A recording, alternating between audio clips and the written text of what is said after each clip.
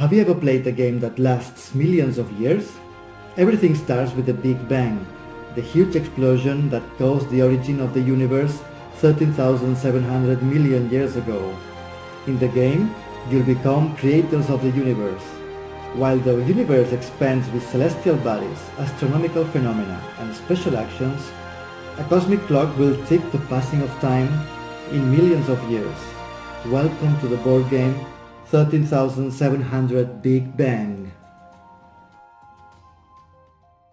The game is composed mainly by hexagonal pieces. The main one is the Big Bang piece.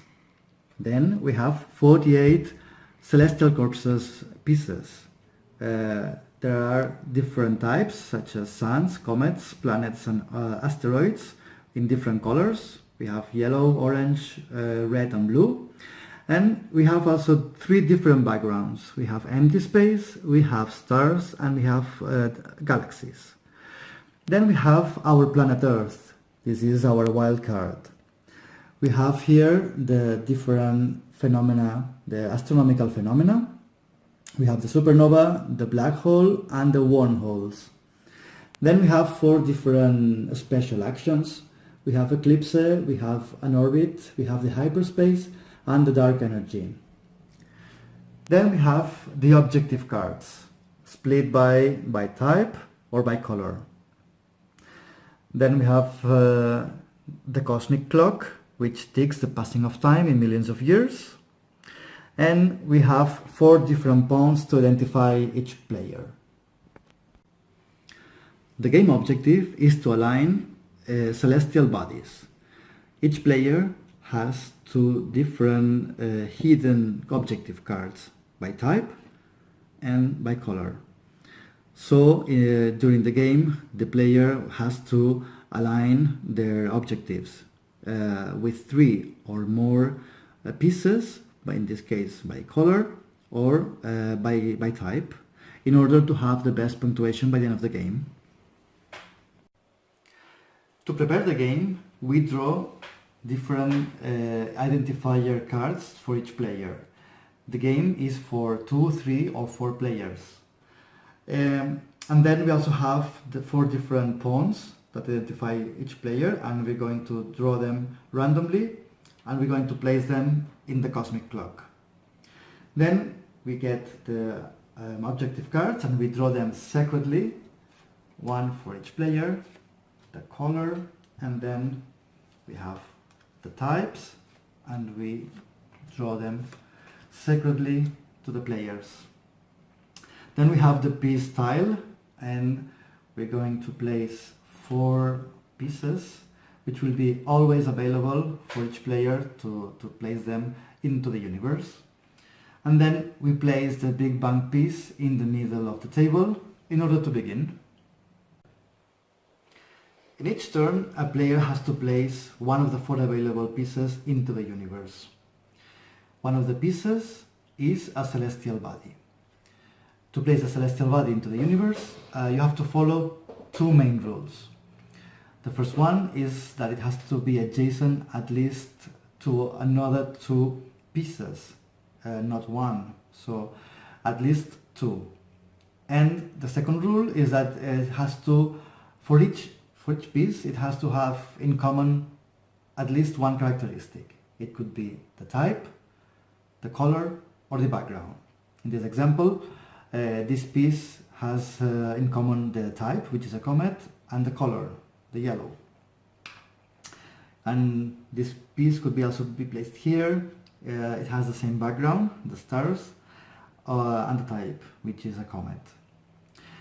Once the piece is placed into the universe, the last on the right is placed onto the discarded tile. Then the remaining 2 are swiped to the right and 2 new pieces are shown face up. So for each turn, each player has 4 available pieces. Just to mention the Earth. The Earth is another celestial body in the game and is a wild card, so it works for any type, any color or any background, so it can be placed anywhere in the universe. The second type of pieces are the astronomical phenomena, which are white.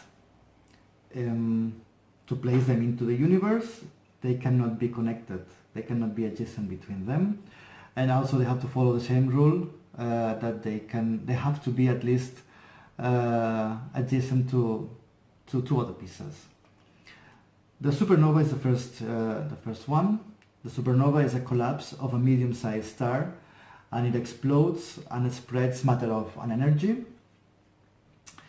And in the game, you can place it anywhere, and it brings extra turns to the player. In this case, we're going to get new available pieces, and then the player chooses a new one, and it can be placed anywhere in the universe. But if this new piece is placed adjacent to the supernova, it brings a new turn. So we can have extra turns. So the new piece again is placed next to the supernova, we can get a new turn. The second phenomenon is the black hole, which is a collapse of a huge star which concentrates a huge mass in a tiny spot. It absorbs all the matter around it. In the game, this piece is very destructive, so it destroys the pieces around it. In this case, for example, I want to place the black hole here, so these pieces are turned over for the rest of the game. Even in future turns, new pieces could be destroyed here next to the black hole. To finish, here we have the wormholes. It is not proof that they exist, but it's a mathematical answer to Albert Einstein relativity law. It's a space-time connection between 2 points in the universe. In the game, here we have 2 endpoints that connect 2 distant places in the universe in order to complete alignments. For example, at one point, a player places this endpoint of the wormhole here, and in another turn, another player, or the same player, places this other endpoint of the wormhole here. And in this case, for example, we can connect these orange pieces with this orange one, and here we can make this alignment of oranges. The third type of pieces are the special actions. They are gray, and they affect to celestial bodies, including the Earth. Once the action is committed, this piece is discarded. The first one is the orbit. The orbit is a trajectory of a celestial body around another one under its gravitational influence. In this case, in the game, a player takes a piece of the perimeter and can move around another celestial body, and place it to the other side, following the same rule of being adjacent to 2 and following the common characteristics rules. The second one is the eclipse. The eclipse is an interposition of a celestial body in front of another one. In this case, in the game, again, a player can take any piece of the perimeter, for example this one, and we can hide an adjacent one. In this case, I'm going to hide this piece, and we have to follow the same rules, the common characteristics, and being adjacent at least to 2. The third one is hyperspace. Stephen Hawking states that it's a movement at speed of light in the universe. In the game, the speed of light, the hyperspace, can move. Well, we can take a piece in the perimeter, and we can move it to anywhere in the perimeter, following the same rules as always, being adjacent to 2 minimum, and following the characteristics. And finally, we have the dark energy. In 1998, scientists discovered that the universe is expanding at an unknown acceleration, and it's named as dark energy. In the game, it brings two new extra terms, with the particularity of breaking the rule of being adjacent to 2. In this case, it can be adjacent to 1, so we can place a celestial body only adjacent to 1, and another extra turn making the same. So in this case, as an example, we can easily build a yellow alignment for the game. In the game, as in the reality, it's very important the relationship between the space and time. While the universe is expanding in space, the time is controlled by the cosmic clock. Each piece in the game has a cost or duration in millions of years, and is determined by this grid. So for example, this piece has no background, it's an empty space, so its cost is 1 million years. For example, this with background of stars, it has 2 millions of years, and the galaxy is 3.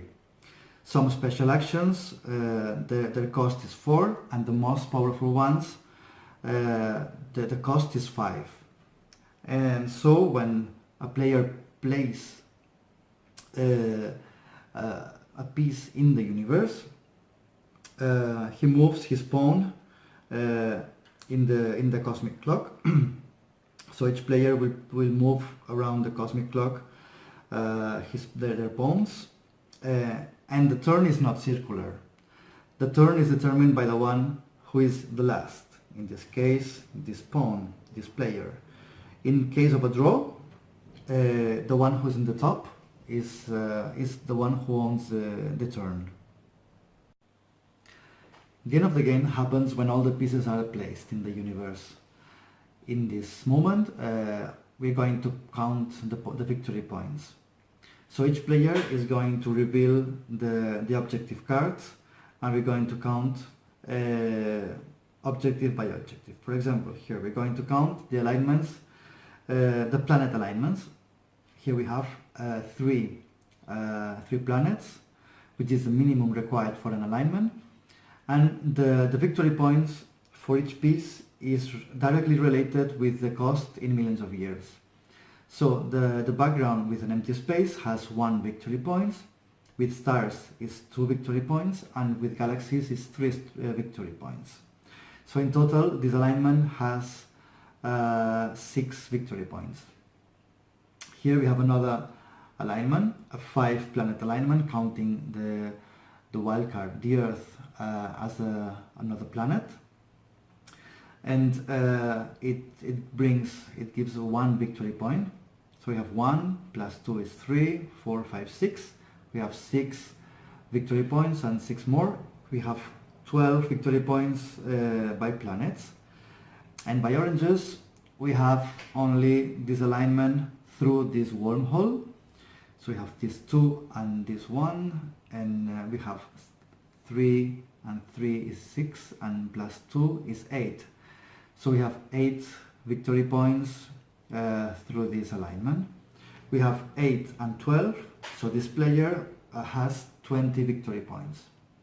Each player is going to count their victory points, and the winner is the player who has the most victory points.